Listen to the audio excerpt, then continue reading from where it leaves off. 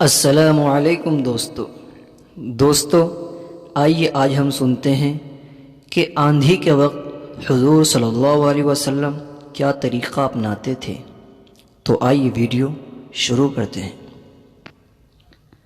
حضرت عائشہ رضی اللہ عنہا فرماتی ہیں کہ جب ابر آندھی وغیرہ ہوتی تھی تو حضور اقدس صلی اللہ علیہ وسلم کے چہرے انور پر اس کا اثر ظاہر ہوتا تھا اور چہرے کا رنگ پھیکا پڑ جاتا تھا، اور خوف کی وجہ سے کبھی اندر تشریف لے جاتے، کبھی باہر تشریف لاتے، اور یہ دعا پڑھتے رہتے: اللہم انی اسألک خیرہا وخیر ما فیہا وخیر ما ارسلت بہ واعوذ بک من شرہا وشر ما فیہا وشر ما ارسلت بہ۔ ترجمہ: یا اللہ، اس ہوا کی بھلائی چاہتا ہوں، اور جو اس ہوا میں ہو بارش و وغیرہ اس کی بھلائی چاہتا ہوں، اور جس غرض سے یہ بھیجی گئی اس کی بھلائی چاہتا ہوں۔ یا اللہ، میں اس ہوا کی برائی سے پناہ مانگتا ہوں، اور جو چیز اس میں ہے اور جس غرض سے یہ بھیجی گئی اس برائی سے پناہ مانگتا ہوں۔ اور جب بارش شروع ہو جاتی تو چہرے پر انبساط شروع ہوتا۔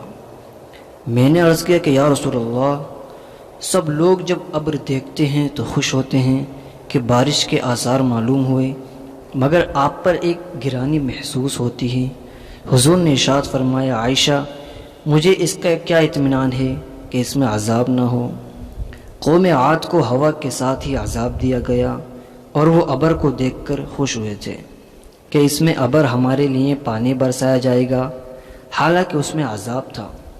اللہ جل شانہ کا ارشاد ہے: فلما رأوه عارضا مستقبل اودیتہم۔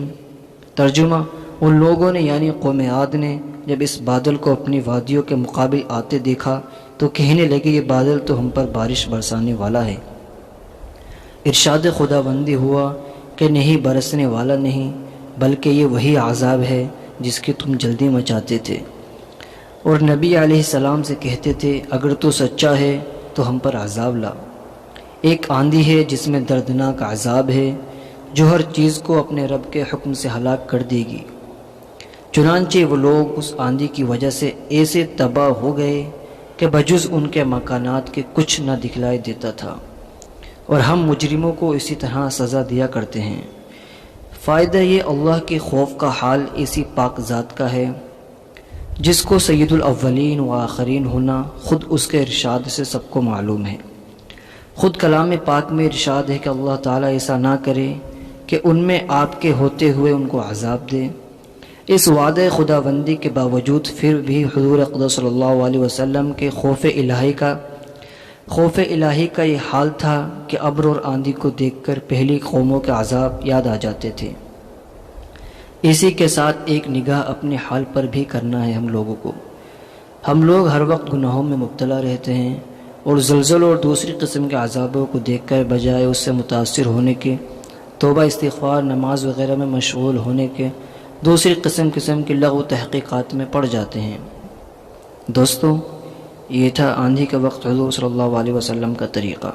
اگر آپ کو پسند آیا ہو اور آپ مزید اسی طرح کے اور بھی واقعات سننا چاہتے ہیں تو پلیز ہمارے چینل انس انزک کو لائک، کومنٹ اینڈ سبسکرائب کریں، اور بیل آئیکن میں پریس کریں تاکہ سب سے پہلے ویڈیو آپ کے پاس پہنچے۔ Thanks for watching this video.